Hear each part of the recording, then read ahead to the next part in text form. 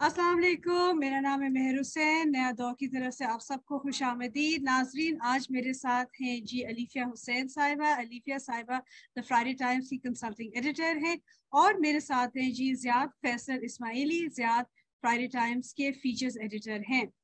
Ziyad, Alifiya, thank you for being here today with us. Thank you. As वालेकुम सलाम। As you know, मलका Elizabeth 70 साल तक बरतानिया पर हुक्मरानी उन्होंने की।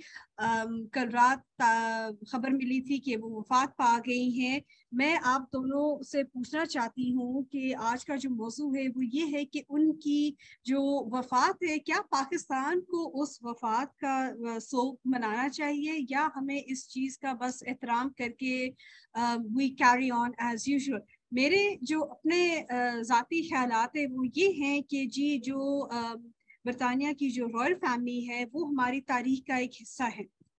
पार्टीशन के वक्त में 1947 पे Britain Pakistan was very much part of the Commonwealth, and it was not a republic until much later on. Therefore, I feel that Queen Elizabeth's death is something that we most certainly should mourn. It is part of our history. We should acknowledge it and we should recognize it. तो शुरू करते हैं बात। Ziyad, आपसे आपके क्या ख्यालात हैं इस पे?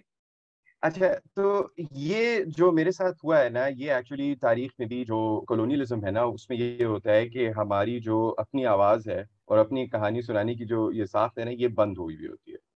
तो लिहाज़ा मैं ये कहना चाह रहा हूँ कि अब ज़ाहिर है पाकिस्तानी रियासत जो है वो गालिबन 10 दिन का वो जिसको ट्विटर पे अशरा एलिज़ाबेथिया भी जो है वो उन्होंने कुछ लोगों ने कहा है, तो वो तो शुरू हो गया है। तो बहरहाल शोक तो अनाउंस हो गया। सो I think what we are really discussing is कि आया ये मुनासिब है या नहीं, unless I am wrong, right? मतलब नहीं, ये हमारा बिल्कुल बिल्कुल ठीक ये है ना? देखना चाह रही कि भी क्या अहमियत है क्वीन एलिजाबेथ की, या बरतानिया की जो रॉयल फैमिली है उनकी क्या अहमियत है हमारे मुल्क के लिए, हमारी कौम के लिए आज के दौर में? जी, तो मैं सिर्फ़ एक छोटा-सा मैंने आपको शुरू में भी ये गुज़ारिश की थी जब हम डिस्कस कर रहे थे कि आया हम ये ब्रॉडकास्ट करें या नहीं, तो मैंने आपसे ये कहा था कि मैं ज़ाती तौर पे मेरा कोई इश्यू इतना ख़ास नहीं है। कुछ लोग बहुत ज़्यादा ज़ाती तौर पे भी इरिटेटेड होते हैं मतलब रॉयल फ़ैमिली से और उसके मामलात से और मोहल्लाती उनकी चीज़ों से। मुझे उसमें कोई ज़्यादा इंटरेस्ट नहीं है। मैंने आपको सिर्फ़ ये कहा कि जो मेरा जो अपनी जो एक सियासी एक समझ है, उसकी वजह से मैं मजबूर हूँ कुछ तल्ख़ हक़ाइक़ को पॉइंट आउट करने के हवाले से मुझे ये मेरे मैं मजबूर हूँ। और जी जी, उसमें जरूर। सबसे अहम चीज़ है आई थिंक हमें ऐसी किसी भी डिस्कशन में मद्देनज़र रखना चाहिए, वो ये है कि आखिर बरतानवी जो साम्राज्य था ये वो उसमें मतलब इश्यू क्या था? बहुत से लोग आपको ये कहेंगे जी कि उन्होंने बंदे मार दिए, उन्होंने ये किया, उन्होंने वो किया, उन्होंने जनरल डायर ने ये कर दिया। वो सब चीज़ें जो है वो ज़ाहिर है वो एक एस्पेक्ट है, लेकिन वो मेरे ख़्याल में वो नताइज हैं किसी चीज़ के। So the real question is at least जो हमें करना चाहिए बिकॉज़ वो हेड ऑफ स्टेट थी ना बहरहाल उस एम्पायर की। तो सवाल ये है कि वो एम्पायर जो है, जो कॉलोनियलिज़्म है, मॉडर्न दौर का कॉलोनियलिज़्म, वो एक्चुअली करता क्या है आपके साथ? और बहुत मुख्तसरन, कोई इसमें मैं ज़्यादा मुश्किल बात नहीं करूँगा, बहुत मोटी-सी एक बात है और बड़ी एक ऐसी शख्सियत की है जो कि खुद जिन्होंने अपनी पूरी ज़िंदगी जो है कॉलोनियलिज़्म के खिलाफ जो है वो लड़ाई में, इस्तेमार के खिलाफ लड़ाई में उन्होंने लगाई और वो उसी लड़ाई में फिर उनकी जान भी गई। तो ये है अमीलकार cabral जो कि गिनी बिसाओ में लीडर थे और ये बहुत बड़े थ्योरिस्ट भी हैं, इन्होंने बहुत ज़्यादा काम किया है इस चीज़ पे कि जो जो यानी इस्तेमार के खिलाफ जो लड़ाई होती है, ये क्या है? इसका मतलब क्या है? इसके अज़ाइम क्या हैं और ये इसकी क्या नेचर है?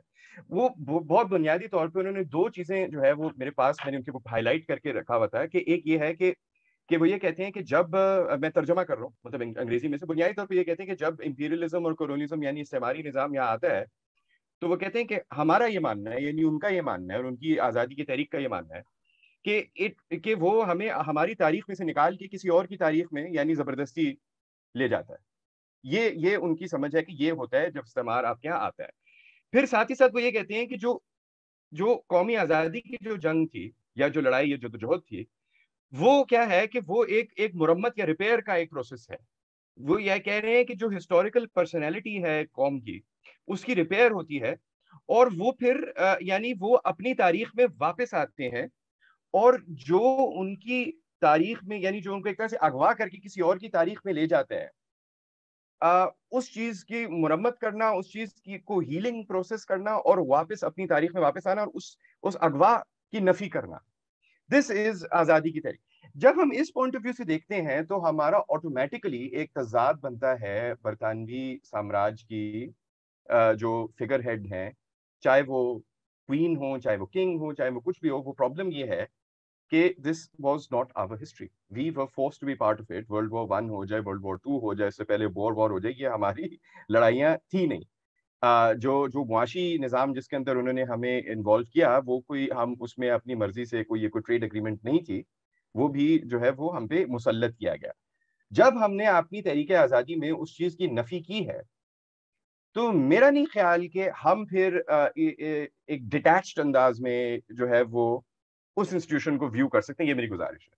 अच्छा चलें ठीक है, तारीख की आपने ऐसी की तैसी कर दी, लेकिन फिर ज्यादा मुझे एक बात बताएं।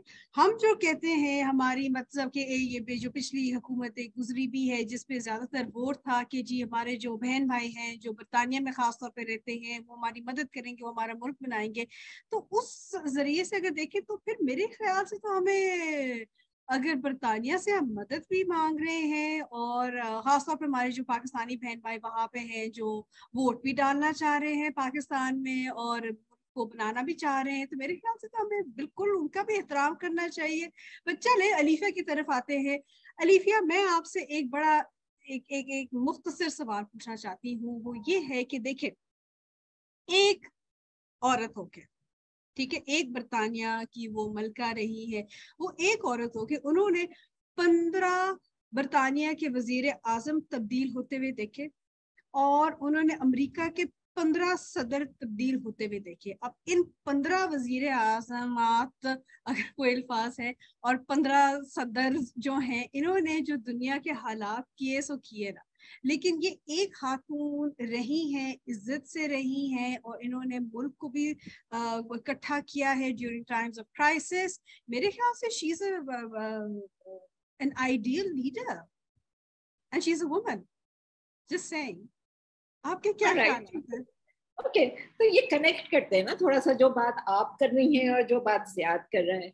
So you know queen Elizabeth two, as we know her, she was the thread between the old and the new, right? So in her 70 years of rule, so we know that she became the queen, right, when they were the greatest colonial masters, right? And now look at the stature of Britain. Like, it has really shrunk. And I was reading somewhere, like, even the Queen, like when she took the oath, she was much taller than she was, just before passing away. So all that is very symbolic. And yes, she was a very symbolic figure. She represented the monarchy. Now, it is also said that her life was like, there was like a lot of sacrifice in her life as well. And it was also a life of privilege. Now, if you ask me that as a woman, what she did, we don't know what her private life was like. What we know about her through the movies we've seen and through the news reporting and all that. Oh, she's not seen as a feminist figure. She's never really part of the feminist discourse. No, she's not. She's never been. And we don't even know what the royal family's stance is regarding feminism and on women's rights. All we know is that Diana was not happy being a part of that family. Absolutely. And we can't ignore that. Because that's too ignore that. Yeah, and look at Andrew, what has he done?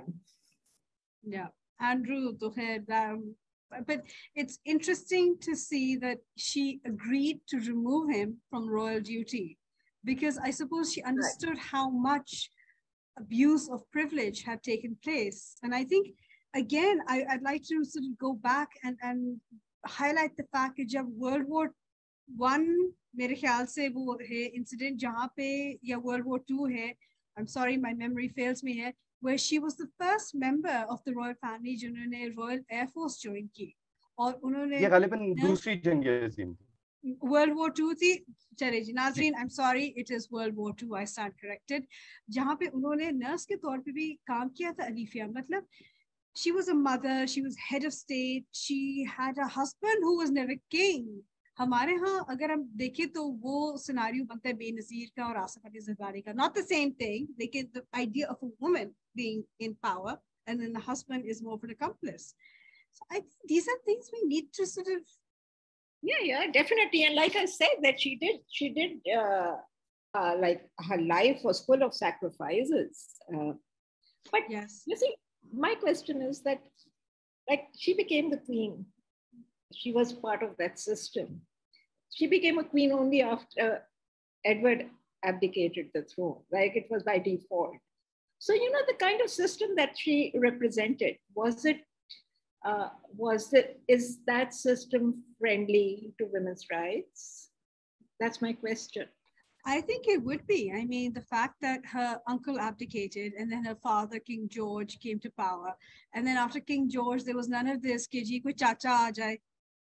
It was very sort of supportive of the fact کہ بھئی آگے بیٹی ہے تو کیا ہو گیا ہے, اگر بیٹی بھی ہے تو وہ ملکہ بن جائے گی, اگر بادشاہ نہیں بنے گی تو ملکہ بن جائے گی. But she was the second choice. Yes, but at least she made it. That's the biggest thing in our part of the world. People don't always make it. There's no denying the fact that she like she played her role very well, and Yes. کبھی بھی اس نے کوئی غلط قدم نہیں اٹھایا.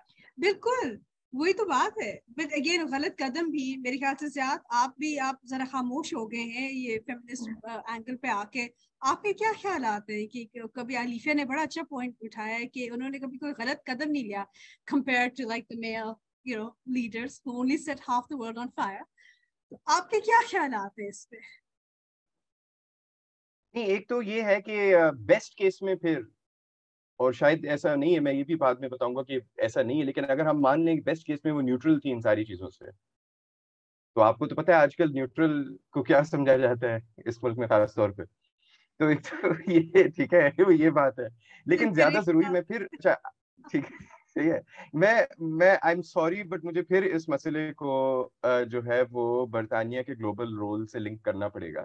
اس میں آپ ہی نے خود ہی ابھی علیفیہ نے کہا کہ جیسے انہوں نے ایک بہت اہم پیریڈ کے اوپر جو ہے وہ یہ ان کی یعنی یہ ملکہ رہی ہیں, اور وہ بنیادی طور پہ دوسری جنگ عظیم کے بعد برطانیہ کا جو ڈی کولونائزیشن کا دور ہے اس میں. اچھا, اب اسی میں آپ دیکھیں کہ برطانیہ کی جو گلوبل سٹینڈنگ ہے وہ بھی اسی طرح سے فال کی ہے, جہاں حتیٰ کہ آج وہ امریکہ کا ایک یعنی ایک اسٹریٹجک سائڈ کک ہے بنیادی طور پہ, جبکہ کسی زمانے میں جب غالباً جب انہوں نے شروع کیا اپنی رین تو اس وقت تو غالباً ایسے نہیں تھا, اس وقت برطانیہ ایک فرسٹ ریٹ پاور تھی. اب وہ فرسٹ ریٹ پاور بنیادی طور پہ اسی وجہ سے تھی کہ اس کے امپائر تھا, اسی کی بنیاد پہ وہ چل رہا تھا. حتیٰ کہ اگر دوسری جنگ عظیم میں وہ کہتے ہیں کہ اگر ہٹلر وہ برطانیہ کو آکوپائی بھی کر لیتا تو چرچل وغیرہ کہتے تھے کہ ہم لڑتے رہیں گے کیونکہ ہمارا امپائر ہے, اور وہ امپائر میں وہ رائل فیملی کو تو انہوں نے کینیڈا شفٹ کر دینا تھا یعنی ملکہ کو, لیکن جو اصل جو لڑائی ہونی تھی وہ تو انڈیا سے ہونی تھی. سب سے جو اہم ان کے لیے جو چیز تھی تو وہ تھی. سو اگر ہم ان کا فیمنزم پہ بھی جو پوزیشن دیکھتے ہیں کہ تو اس میں ہمیں یہ کنسیڈر کرنا پڑے گا کہ جس ریاست کی وہ بہرحال ہیڈ آف اسٹیٹ تھیں, اور وہاں پہ تو کوئی فارملی کانسٹیٹیوشن بھی اس طرح سے نہیں ہے. میگنا کارٹا تو بہت پرانی چیز ہے, مطلب جیسے ہم ایک ڈاکیومنٹ کی فارم میں سمجھتے ہیں کہ آج کل سوورینٹی سے کیا تعلق ہوگا فلاں ادارے کا, وہاں پہ وہ نہیں ہے, وہ ایک روایت کی بنیاد پہ چل رہے ہیں, which actually puts all the more یعنی مورل جو ذمہ داری ہے برطانیہ کی کسی بھی چیز کے حوالے سے, چاہے وہ کوئی ریلیٹیولی پازیٹیو رول ہو جس میں آپ نازیزم سے لڑائی کر رہے ہیں دوسری جنگ عظیم میں, یا جو اس کا جو ایک نیگیٹو ایسپیکٹ ہے جو کولونیلزم ہے, تو وہ پھر وہ انہی کے ادارے کے کھاتے میں آتا ہے نا. میں یہ کہنا چاہ رہا ہوں اس پوائنٹ آف ویو سے اگر آپ دیکھیں گے تو میرا نہیں خیال کہ وہ کوئی بہت زیادہ فرینڈلی تھیں ان عورتوں سے جو کہ آزادی کے طریقوں میں تھیں, جو کہ جن کے اوپر کے تشدد اور کیا گیا امپائر کی طرف سے, سامراج کی طرف سے, ان کو کچلنے کے لیے, ان تحریکوں کو کچلنے کے لیے, خواہ وہ بر صغیر میں ہو یا وہ بعد میں بھی. ہماری بر صغیر کی آزادی کے بعد بھی برطانیہ کا کولونیل رول جو ہے وہ جاری رہا اور انہی کے دور میں رہا. کینیا میں جو ماؤ انسرجنسی جو ہوئی اس کے دوران جو قتل و غارت کی گئی ایک تحریک آزادی کو کچلنے کے لیے، اس میں کوئی عورتوں کے ساتھ کوئی بہترین سلوک تو نہیں. وہ آج تک وہ برٹش حکومت سے اس کے لیے جسٹس مانگ رہے ہیں. وہ کہہ رہے ہیں کہ مان دو لوگ بھی ہمارے ساتھ یہ ہوا ہے، کچھ تو مان لو. تو وہ اس میں نہیں ہے. ملیشیا میں ملائن ایمرجنسی چلی تھی، جو کہ ایک بہت ہی بروٹل قسم کی وہ کاؤنٹر انسرجنسی کیمپین تھی. یہ لوگ تو سمجھتے ہیں نا کہ یہ جو سر قلم کر کے سر کو یوں لہرانا کسی کا، یہ داعش وغیرہ نے ایجاد کیا ہے. یہ ماشاء اللہ سے یہ لوگ بھی یہ کر رہے تھے. فرانس الجیریا میں کر رہا تھا، برطانیہ ملایا میں وہ باغی جو تھے، جو کہ آزادی کے لیے لڑ رہے تھے، انقلاب کے لیے لڑ رہے تھے، ان کے وہ سر کو سر قلم کر کے وہ دکھاتے تھے. تو ان عورتوں کے ساتھ میرا نہیں خیال کہ انہیں بہت اچھا. تو اس دور سے لے کے ابو غریب، یعنی ہمارے جو ہم نے اپنی آنکھوں کے سامنے عراق میں دیکھا ہے، جو عورتوں وغیرہ کے ساتھ کیا ہے، تو ان عورتوں کی سٹوری کو بھی تو کنسیڈر کرنا پڑے گا جب ہم ان کی فیمنزم کے سٹانس کو دیکھتے ہیں. Exactly. اور برطانیہ کی اگر کوئی یعنی ڈاؤن فال ہوئی ہے ایز اے گلوبل پاور، تو کوئی اس لیے نہیں ہوئی کہ کوئین نے سوچا کہ یار مطلب ان کو آزادی دے دو، بہت ہو گیا ہے.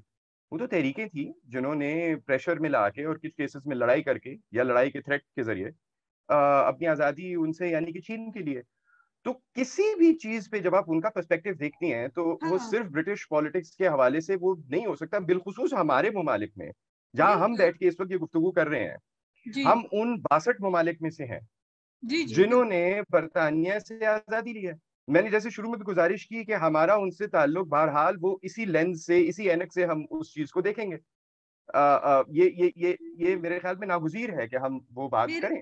میرے خیال سے دیکھیں دو چیزیں ہیں یہاں پہ. ایک ہے جی ملکہ Elizabeth as a figurehead, as an individual, اور جو آپ بات کر رہے ہیں وہ آپ امپائر اینڈ کلونیلزم کی آ رہی. اب کیا علیفیہ آپ مجھے بتائیں، کیا ان دونوں چیزوں کو کنفلیٹ کیا جا سکتا ہے، یا can we actually separate the two and have Queen Elizabeth and the empire on the other hand؟ کیونکہ میرے خیال سے تو کیا جا سکتا ہے. Because I mourn the Queen as an individual. I will never see a queen in my lifetime. My children will never see a queen in their lifetime.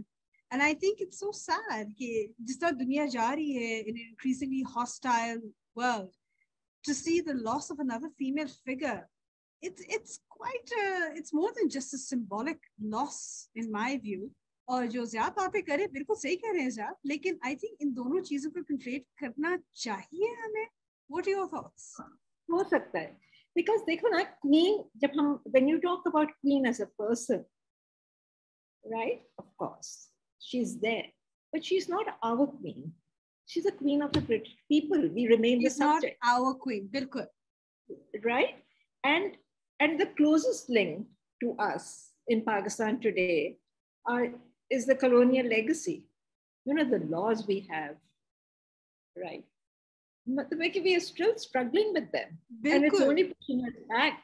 مطلب ابھی تک جو ہم جو ہے جو اوکے، اب یہ بھی بات کی جاتی ہے کہ جو واٹر سسٹمز ہیں جو ہمارے مطلب فلڈس کے حوالے سے جو بات کی جاتی ہے، اور کہ جو ہمارے واٹر سسٹمز ہیں وہ بھی انگریزوں کے انجینئرنگ کے پر بیسڈ ہیں، right, and they are also now redundant.